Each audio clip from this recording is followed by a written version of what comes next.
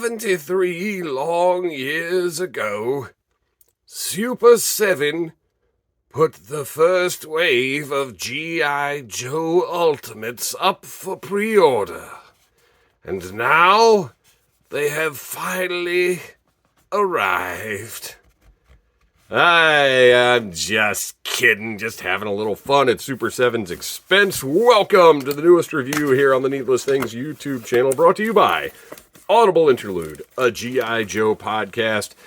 Today we are taking a look at Duke from Wave 1 of Super 7's G.I. Joe Ultimates. I am very, very excited. Why are these bags so greasy? Super 7, can you do something about these greasy bags? I don't understand this. It's gross. I want to wear like gloves when I'm opening your stuff up, so I don't get this funk on my hands. Save the funk for your Bootsy Collins figure, Super 7. I would appreciate it. All right, let's get this gross. How many pieces of tape do we need on this? Really? All right. I am super excited because these, potentially are the, as with many, many things Super 7 does. Look, I will poke a little fun at them when I have the opportunity, but, they're my favorite toy company, and the stuff they do goes straight to my heart. So this is potentially the Duke that I wanted when I was a kid. Maybe certainly bigger than I ever thought it would be, but I'm very excited. So let's take a look at the packaging here. I've already reviewed two different versions of the bat. This packaging is absolutely gorgeous. I love this metallic. Let me try and get my light out of the way. This is so reflective. Gorgeous metallic finish. I love the wear down here around the corners of this like military style. You've got G.I. Joe Wave 1, Duke 01, so he is the first figure. Or figure number 1. We really love numbering G.I. Joe, apparently. I've got a cool embossed logo on the back. Gorgeous packaging. Absolutely love everything about this box. And now I'm back in a spot after having just thrown out all of my Super 7 boxes. I'm in a spot again where I'm like, well, man, this is so great. I don't want to throw it away. All right, let's take a look at the figure. Oh, my gosh, look at this. Oh. All right, so I was trying a little something with a shade there that I tried before just to keep the glare off of my screen, and it didn't work. So that's why the difference in light just happened there. All right. Man, he looks great. Okay. Back of the box, we have got a file card that I'm not going to sit here and read because it's a lot of information. We've got some cool shots of Duke from the Sunbow cartoon, which, of course, is what this appearance is based on. Just great, fun, exciting, great to look at packaging. And as I noted with the bat, this shows you just how long ago these were supposed to come out because it's in the older style of Super 7 interior packaging. Now Super 7 releases, there's a flap here that opens up so you can remove this plastic tray more easily. And this one is still the old. Matter of fact, hey, you know what? I don't know why I've never done this before. Who cares? This is the older version where they tape that shut. There, that is much easier. No struggle there. And the beautiful background of the G.I. Joe, classic G.I. Joe explosion art. I do wonder if as they get further in the line, we might see the digitized version of that show up. We'll find out. Oh, gosh, I didn't know. Like, the bat was great, but it's a bat. This is Duke. This is a whole other level of, wow, my childhood. Like, this is a character. This was a, like, I don't want to say father figure, but like a role model type person from my childhood. And the character has never been captured in this form, in this way before. Oh, man. Okay, let's stand Duke over here. We got to get all his accessories out. This is unbelievable. I'm going to get into it. I'm not going to just sit here and say, oh, he's perfect. It's great. I can't make that judgment yet because I haven't even looked at the figure hardly. But I will just say this is pretty, from a lifelong G.I. Joe fan, one of the most influential franchises in my personal life. This is definitely a bigger, I don't want to say powerful, that's getting corny and it's too much, but this is even more exciting than I expected it to be. I didn't know how badly I wanted this G.I. Joe.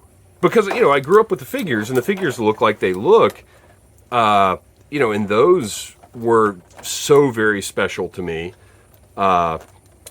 just for being great toys, but also just sort of the, you know, the bond that brief moment in time brought between me and my dad, who was in the military. You know, G.I. Joe was one of the few things that we connected over in a significant way when I was young. So, you know, there's a lot to this franchise to me, but seeing this Sunbow accurate Duke, I just didn't know. Because look, Hasbro has done Sunbow inspired things, but that's usually just a paint job. And you know what? I got a little taste of this now that I'm thinking about it. I did get a little taste of this with the Cobra Commander and Duke O-Ring 2-pack because of the accessories that were in there. But now this is a whole other level. This portrait is magnificent. I mean, this is Duke. This is Duke. Look at those eyes, the chin, the hair, and what a uniquely difficult task to bring a 2D character to life in this way.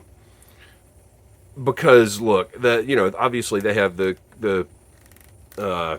character model sheets and the things, the style guides or whatever they call them that they go by, but these characters look different in every shot they're in. Proportionally, you know, Duke is recognizable, but at the same time, in one shot, like, he may have higher cheekbones than in another shot. Like, it's not consistent in a way that is easy to capture in the 3D form. And I think Super 7 has really done it. Those elbow joints are super, super tight. And I don't know how much range he's really got. I don't want to push on this because we have the bicep swivel here. I don't want to push on this portion of the arm. As we are all toy collectors, we all know you don't do that because that peg, you know, potentially could shear off. I think that's about as much range as I'm getting out of the shoulders. I'm just being very careful to push on this and not on this. I think that's about as far as those are going to go. He's getting ready to do the Peacemaker dance or something, apparently. So, not quite directly out, but for me, you know, your mileage may vary, but for me, as much as I need. Looks good. The elbows get almost 90 degrees. It's really just the rolled up sleeve. And look, this is my perspective. If you haven't watched one of my videos before, I want this character to look right more than I want it to be able to move like Spider-Man. Which is one of the reasons why I love Super 7, because they seem to have pretty much the same aesthetic values. He's got the... I'm not a huge fan... Oh, look at this. Look at the waist. He has a ball joint waist rather than a cut joint, which I believe the Bat had the same thing, but it's still nice to see. I need to be more careful with this because it is attached up here at his shoulder. And I was a little rough right there. So I don't love this joint. I would love for this joint to go away in all toys forever. But it doesn't look bad here. I mean, look, while we are capturing the proportions and the aesthetics and the look of the G.I. Joe Sunbow Duke, it is still a toy. It's going to have joints, but they're going to be minimized as much as Super 7 can. Oh, look at that. Nice. Okay, so look at this. Now, I'm not saying we're ever going to see G.I. Joe Ultimate Vehicles from Super 7, but this guy can sit down. And you've got to think that Super 7 put particular effort into, because not all of the Super 7 Ultimates can achieve this 90-degree angle, and this, it's not quite 90 degrees, but it is a seated position.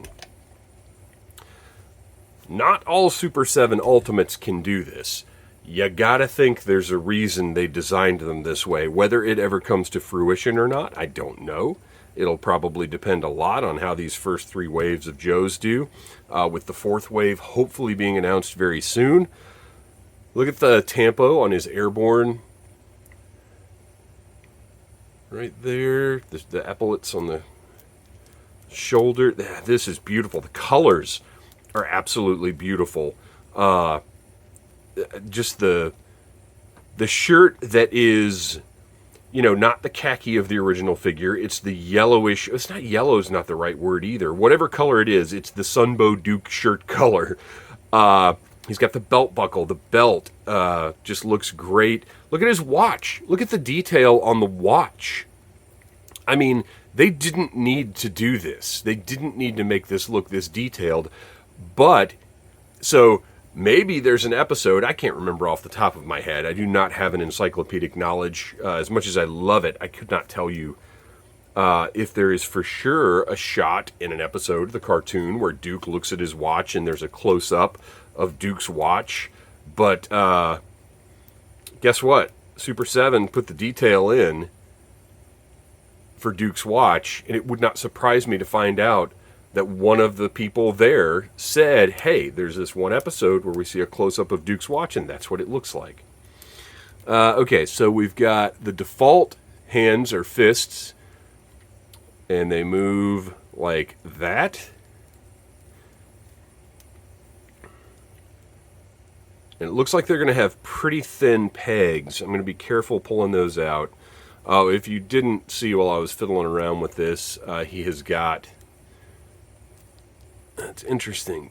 So that you can see these probably should have been made. This is, you know, from where they pegged into the boot. I'm not a big fan of this little... Look, you can barely even see it, really.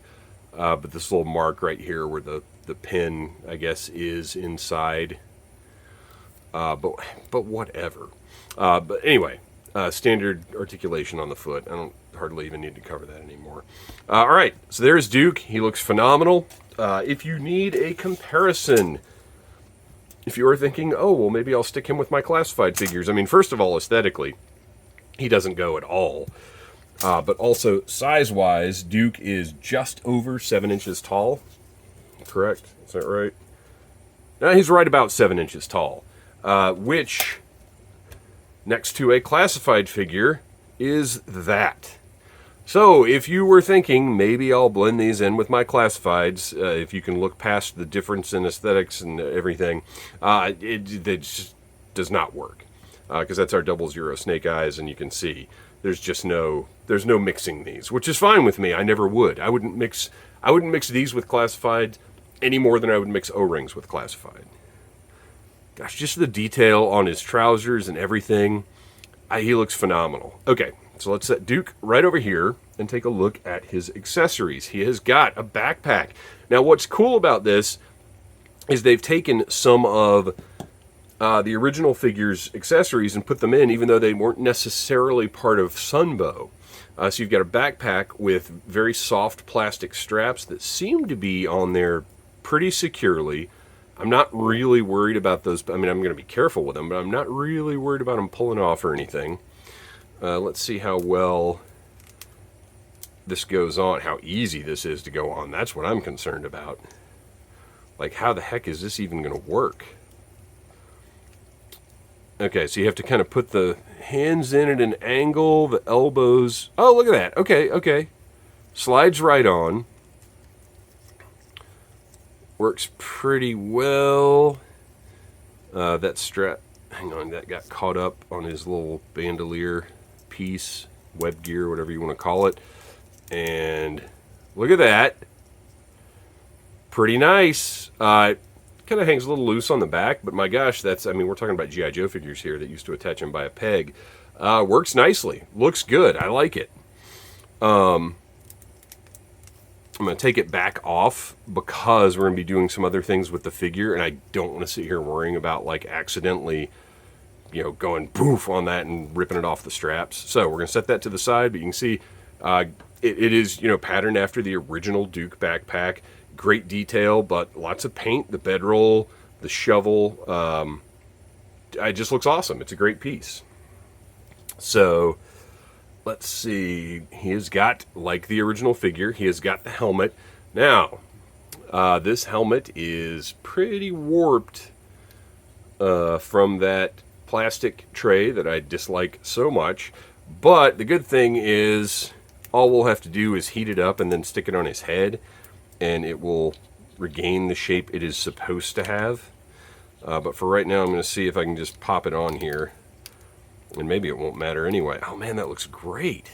Look at that. Look at the fit of that helmet. That is awesome. I actually didn't expect it to fit quite that nicely, but it's great. I really like that look. I'm probably not going to use it because he didn't, you know, to my knowledge, or to my memory, I don't think he wore a helmet in Sunbow a whole heck of a lot, but it looks great. It's excellent. All right. He has got the submachine gun that the original figure came with. Beautiful, sharp sculpt. I like the matte paint on it. Or the matte plastic that it is cast in, I would assume. I doubt there's any paint, nor should there be, because this is, you know, while this is Sunbow, you don't overly detail this stuff. There's no need to. So that looks great. That... Well, we'll get to his hands. Let's go ahead and take a look at the hands that we've got. Got some really great options in the hands. We have a salute hand. Or a kung fu hand, depending on who it is, I guess. Or both. We have a pointing hand, which is great for Duke to direct the Joes into action. We have, of course, trigger finger hands.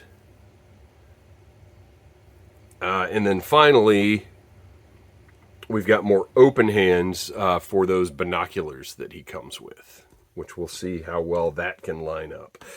So let's get the trigger finger hand and just slide that in there real quick and see how well it works. First of all, it fits on there perfectly. And while there is not actually a trigger guard, well, you can see the trigger right here on the gun.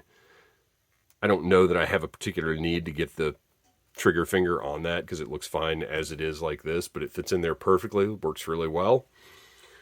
And then he also comes with the Sunbow laser rifle, or Snow Jobs laser rifle. I can't ever remember. It's an XLR something, I think. Tell me in the comments. You guys always do, because I never remember what it's called. Because when I was a kid, it didn't have a name. It was Snow Jobs rifle, or the Sunbow rifle. But if you can see, there are paint apps on this rifle. There's gray on the barrel and on the grip and on the stock. There's a little gray up here. This thing looks absolutely wonderful. They did a great job. This is the greatest Sunbow rifle that has ever been released. And it is going to go in just to get, you know, the look. Oh, it actually fits a little bit better. Look at that. So the trigger finger does go like, oh, sorry. Sometimes I get distracted by looking at the actual thing and not my camera. So there you go. You can see how that works. And then we've got an alternate shouting head because, of course, we need Duke in perhaps mid-Yo Joe. I don't know how easily these heads are going to swap out. And I'm certainly, if you get this guy, just be careful with this. Oh, nice! Man, that is the easiest head removal I have ever had from a Super 7 figure. You know, these things don't need to be locked in place, really. You just need a little pop. I will say this. I wish the head was a little more mobile. It's not bad, but I really would like more mobility there. That would be a nice thing. Oh, look at that. Look at that guy. And then we've also got a head with a headset. Just a cool, different expression. Looks good. And then finally, we've got the binoculars that came with the original Duke figure. So in theory, and they certainly don't go like that because you can see the shape of it. In theory, he should be able to... Oh, man, I wonder if this is actually going to work. We got to try the binocular hands out because now I'm curious. Oh, his watch comes off. His watch is actually a separate little piece. Isn't that wild? My dad would be annoyed that his watch is on his right hand. We actually had a conversation when I was a kid that your watch goes on your left hand. And I still don't really know the reasoning behind that. But that's what he told me. He was my dad, so what are you going to do? You listen to that guy. Okay. Oh man, this is potentially going to work, isn't it? Maybe. Nah, I don't know, man. Because okay, wait. The wrists move that way.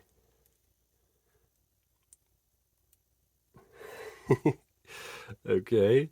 Oh man, look. It might take a little more futzing than I'm going to sit here and do while I'm making a toy review video, but I do believe you can get the binoculars and these that actually looks kind of hilarious just on its own. Now it almost looks like he's being assaulted by the binoculars. I do believe with some effort you're going to be able to get those hands holding those binoculars. So there you go. I'm delighted. I am absolutely delighted by this figure. It was well worth the wait. I wish it hadn't been such a wait, but it was worth it.